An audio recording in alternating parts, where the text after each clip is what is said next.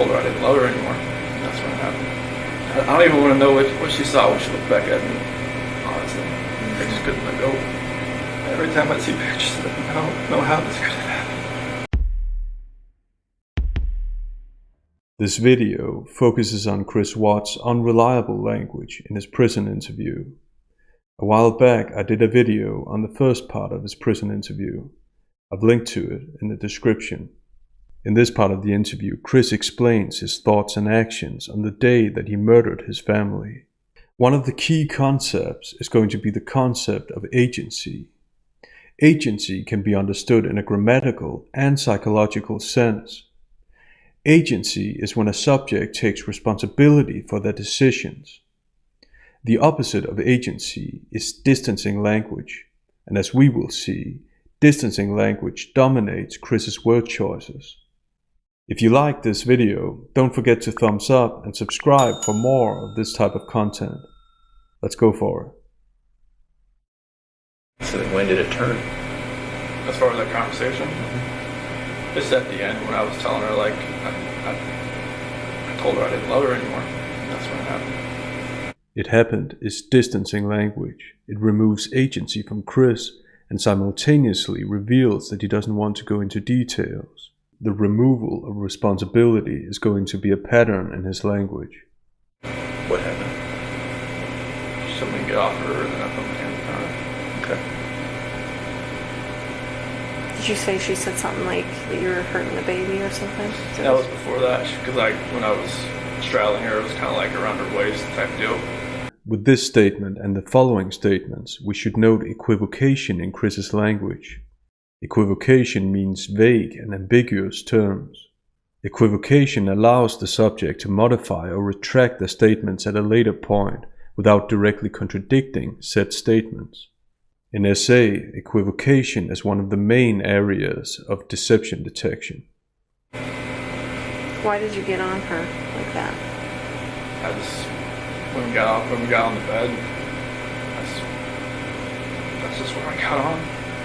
Is that so she would listen to you? I felt like she could probably listen to me just laying beside her, but I got on top of her. And every time I think about it, I'm just like, did I know I was going to do that before I got on top of her? I don't know. Really? That's an interesting thought, Chris. You don't know if you knew. Just like everything that happened that morning, I don't know, like I try to go back in my head, I'm just like, I didn't want to do this, but I did it. Everything just kind of like... Felt like you had to? It just felt like it was... I don't even want to say it felt like I had to. It just felt like there was already something in my mind that was implanted that I was going to do it, and then I woke up that morning and it was going to happen, and I had no control of it. We should pay attention to the adverb just in a context like this.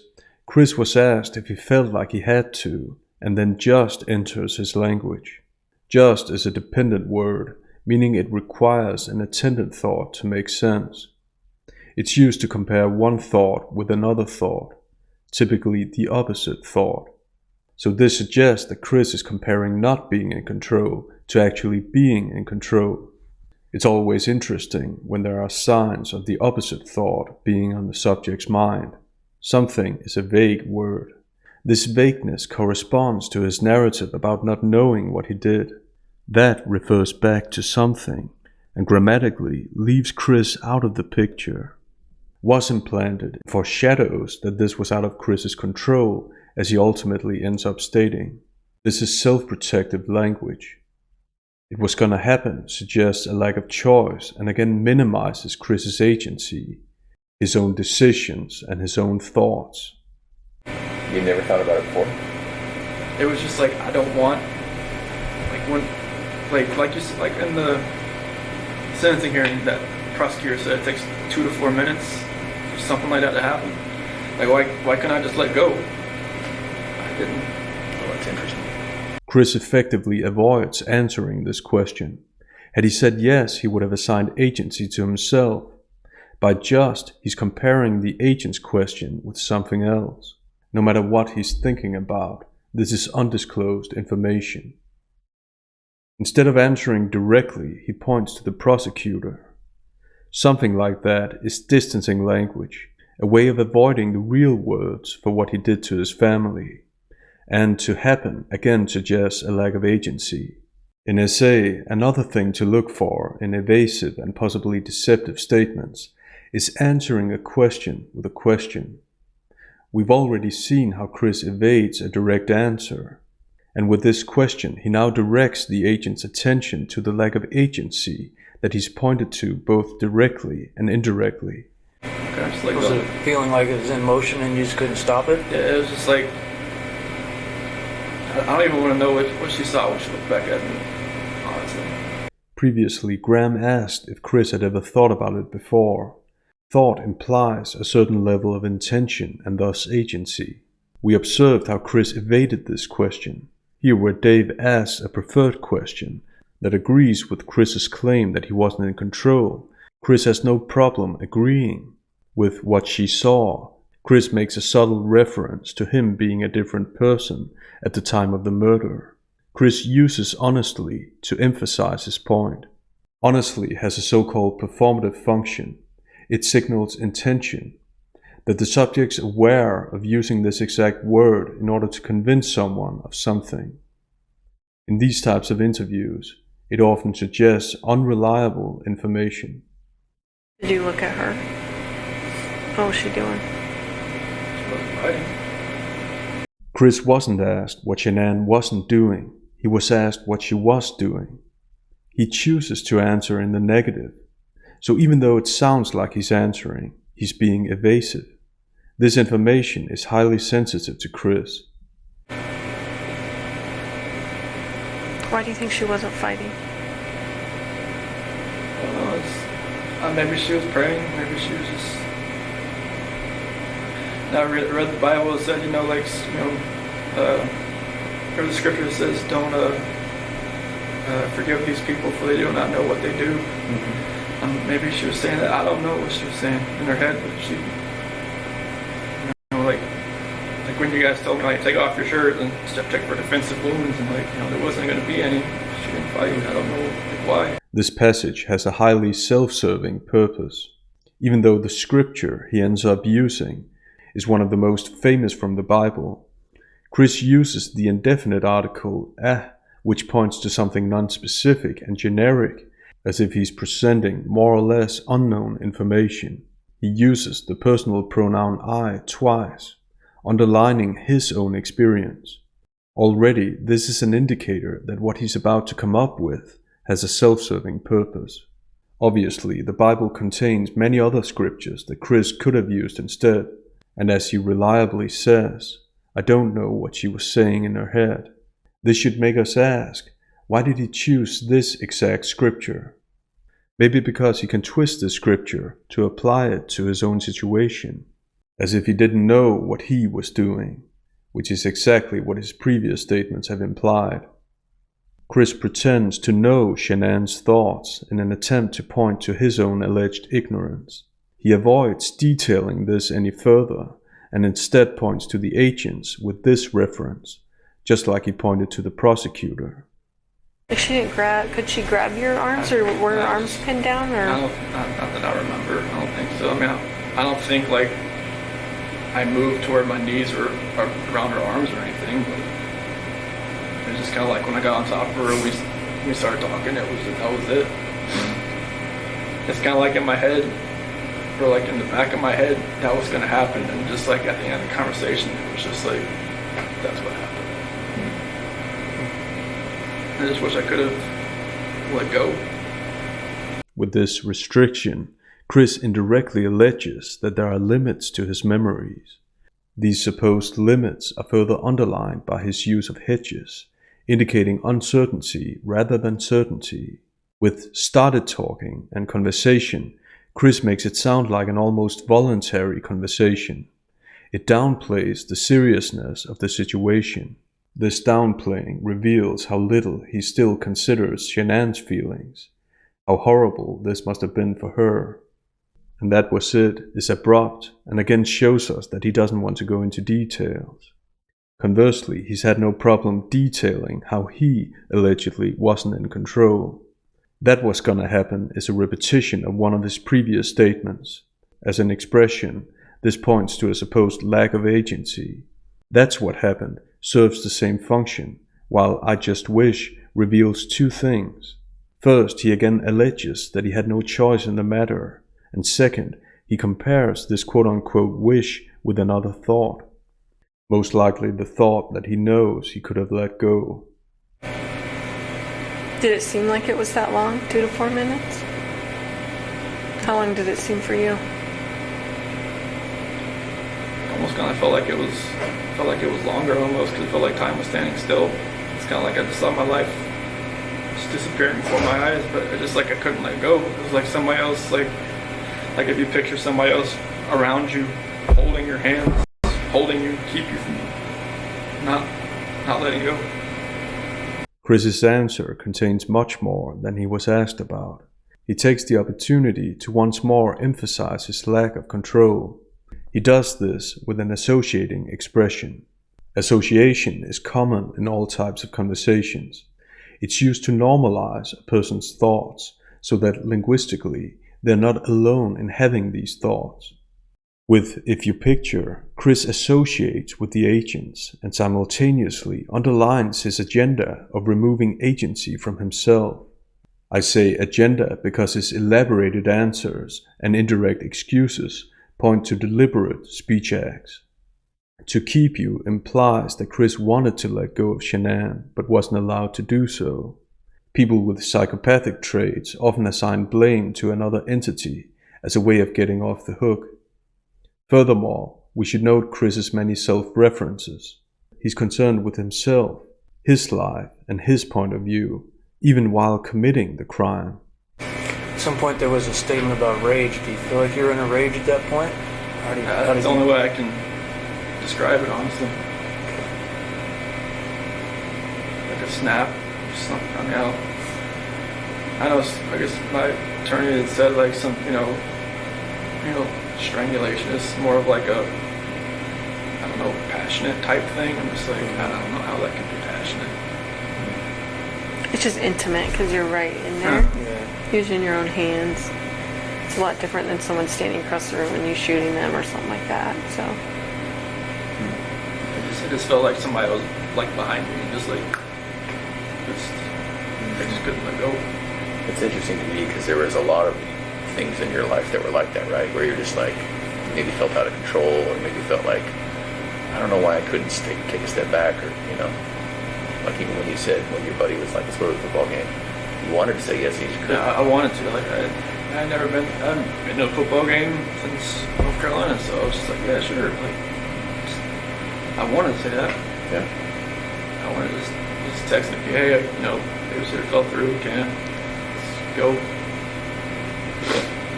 The agent's playing along here, feeding Chris's ego and agenda to get him to reveal more details. The interesting thing is that Chris goes along with this, revealing that his focus is himself first and foremost. 3 times he says wanted to, pointing to his own needs. Considering his crime against his children, it's noteworthy that he uses the babysitter as an example. As a result, he makes his children sound like a burden.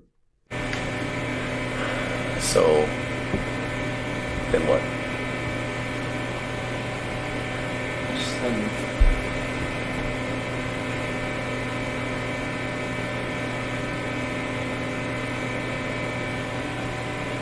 Just after, Shanann was, I guess,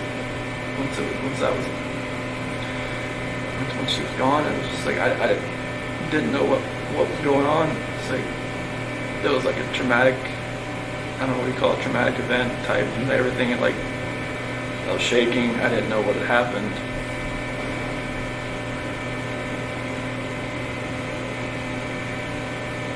I didn't know what to do. I didn't know what I had done. I still wasn't in that right state of mind. I don't think like I was in control of what I could think or what I could do at that point in time. Like most people say, like, why don't you just call 911? When I was like, unless you're in that situation, you don't know what you would have done. Mm-hmm. It's easy to play Monday morning quarterback. Mm-hmm. I agree with that. The associating reveals that the subject's acutely aware of the interviewer's presence at a particular point. It has a potentially manipulative function since it presupposes that the subject's telling the truth, which, of course, isn't necessarily the case. We notice several self-repairs. These suggest internal stress about giving this information. When he finally completes the utterance, it's delivered in form of a euphemism, minimizing his crime. Euphemisms are frequently used by deceptive people to present themselves in a more favorable light, and they show that the subject's not willing to take full responsibility for their actions. And Chris continues to present himself like this. He compares his specific state of mind to the general experience of trauma. However, traumatic event type sounds vague. That right state of mind presupposes that Chris has a right state of mind, and it again underlines his narrative about not being himself in the situation. Not being in control of what he could think, as he claims, serves the same function. Finally, his sense of self-worth is worth noting. First, he tries to normalize his crime. He says, unless you're in that situation, presupposing that other people could end up in the same quote-unquote situation. Second, he still sounds upset about the criticism he faced for not calling 911. Again, his focus is himself, not his family. Like you said, if somebody shoots somebody, you don't know what they was going through their mind at that point in time. You don't know what you'd have done. So what happened next? Bella came running. Is that what happened? Bella came in. What she said? Wrong. Did she hear something? Is that what she came? Obviously, I think. Okay. What'd you tell me? I don't feel good. And then, did that happen with Bella right in that room? Not in front of her. What happened?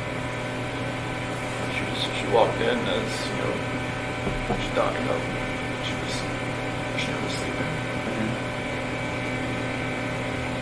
Did you take her back to her room?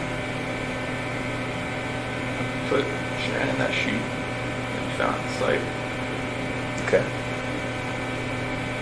And what? In the following, we observe what SA calls lack of self-reference, a personal pronoun omission of I.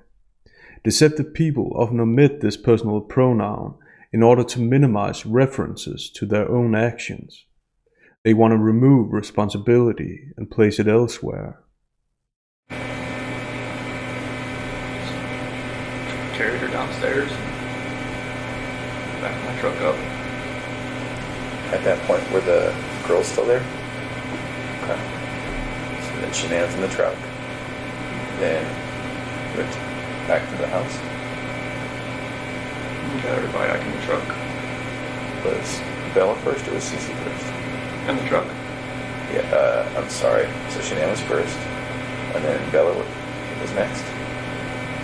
Was Bella alive when you guys got in the truck? Oh, okay. What happened? I woke back up. Okay.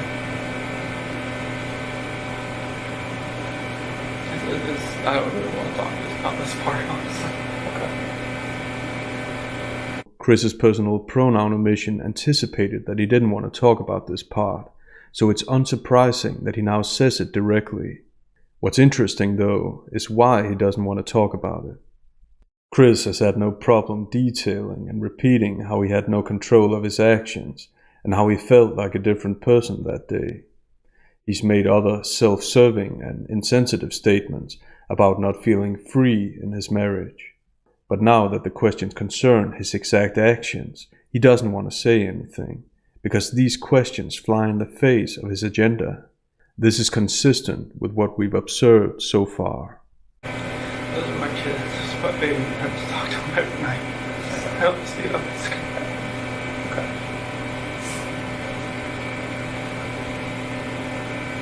Every time I see pictures of them, I don't know how this could have happened.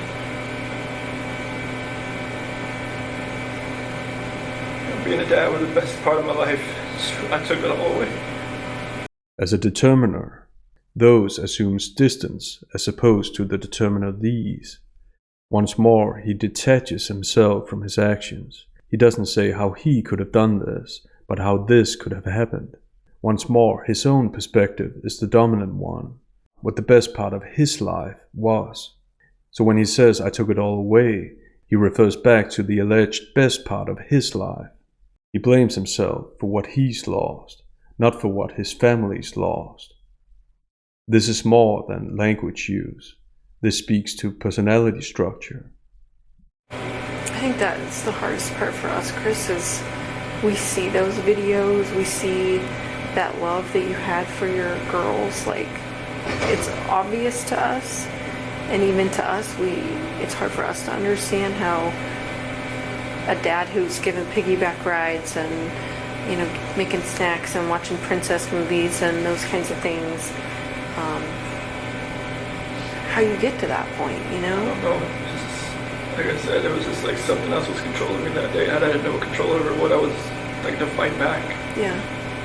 Previously, Chris has used hedges to indicate uncertainty about the alleged other entity that was controlling him. He's more assertive here and sounds determined to reiterate this idea. Like when that prosecutor said about a better tongue, like repeatedly, I just want to just bang my head up against the wall. Considering Chris's unemotional statements in this interview and in the early interviews, this comes across as overcompensating language, as lip service to the opinion of the general public. He does the same later on. Listen to this. Sorry, man. Sorry doesn't take anything back that I did. I know. Here, Chris is parroting the agent's sorry. So, I think I saw on the video that you put a gas can or something in the back of your truck. Mm-hmm. Is that right? Did you have different plans when you put that in there? I don't know what was going through my head. I felt like maybe I could just get rid of myself at the same time if I was doing all this, honestly. Yeah. You just think about that? What'd you think about that? I just felt like I deserved to live after what had happened.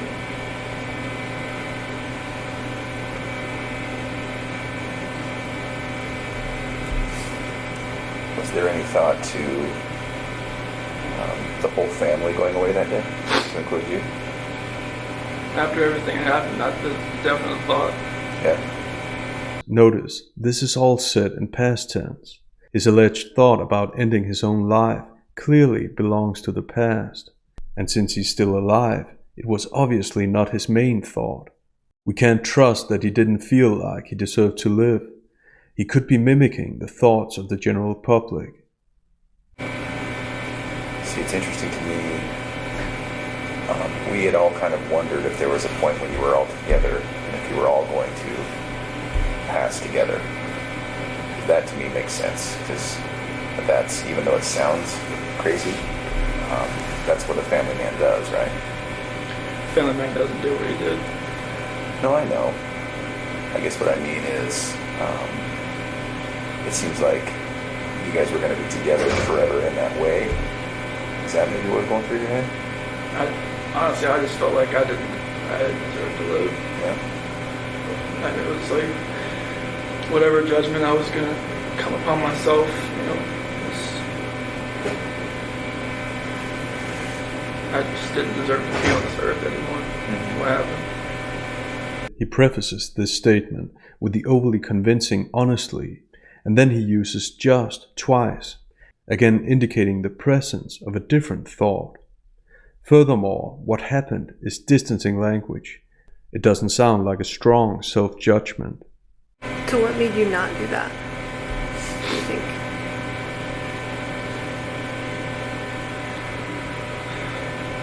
I don't know if it was just more of like a, because with the site, maybe it was just more of like, I would have hurt more people than just me and everybody else. Like, I know there was other people out there, not like at the site, but other people like maybe out in the area. Like, I didn't want something like on the site to catch fire and blow up, and then other people around would get hurt. insane. Chris depicts himself as considerate, which falls flat because he obviously wasn't considerate of his pregnant wife and daughters. And in the following, notice how he continues stressing that he didn't know what he was doing. Listen to this. So you were thinking initially about starting a fire out there or an explosion or something, or? Just no, not for that. Just like maybe I could just take care of myself and not that.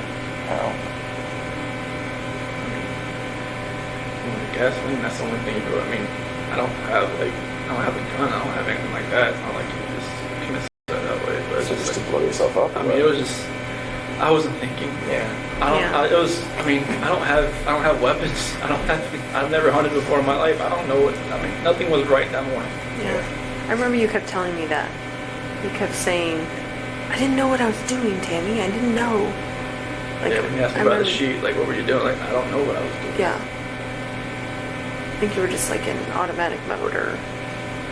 If Chris was this bewildered, it's unlikely that he thought of the safety of other people at the site. As a result, we can't trust that Chris didn't feel like he deserved to live.